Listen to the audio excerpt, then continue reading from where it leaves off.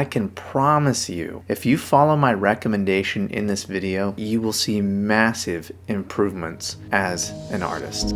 Something that is universal with human beings is that we want to rush. We want to get right into the painting process and finish a painting to legitimize our efforts and to make us feel seen and to have that finished product to show everybody. We need to keep coming back to that easel. We need to keep painting and have a lot of output because that is the way forward. But if we can bring a measure of patience and be strategic in our studying and in our growth and in our practice, that's when we can really start to see the wheels turn. And that's what this video is about today. What is a way that we can be intentional? What is a smart goal, a smart practice that will allow us to infuse growth and new understanding into our paintings this year? The path forward, the way to improve and grow as a painter like we've never grown before is right here in this notebook.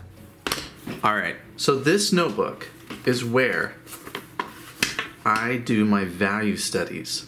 Value studies are a way to simplify information from a reference photo and make it into something that is paintable. I can take a complicated subject like this street scene. I really love subjects like this, but what you get into with these types of subjects is a really complicated set of shapes. There's a lot of little bits in the scene. And so the way to improve, the way to move forward is to start to see those little pieces around the scene as one large connected shape. And in doing this, you're creating a stronger image. Out of this value study came this painting. I was able to use this to create a connected middle value shape and work out some of the complexity of the scene and create something that was paintable. And I promise you this, do 1 or 2 of these value studies a week, you will start to see a lot of improvement in your painting. You're taking the complex and making it more simple and something that is paintable.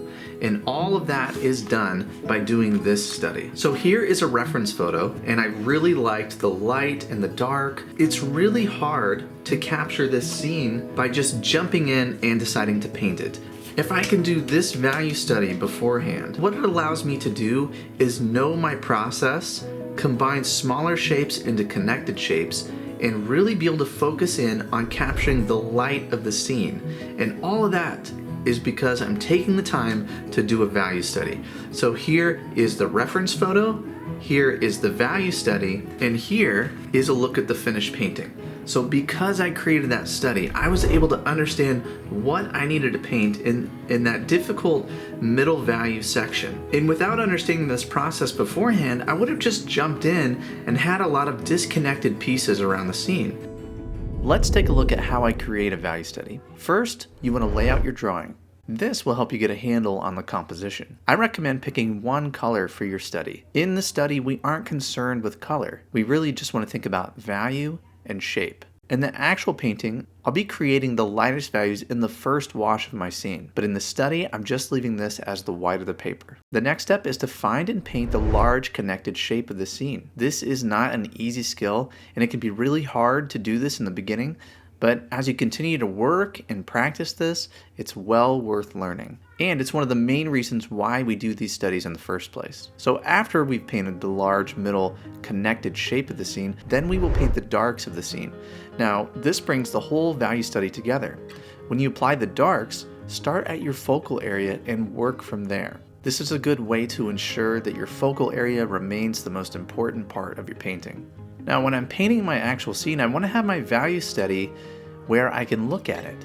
This is especially important when we're painting the large connected shape that I keep talking about. I have my reference over here on my iPad, and I keep my value study on this little easel over here so I can look at it while I'm painting. Here is a look at the study, and here's a look at the painting.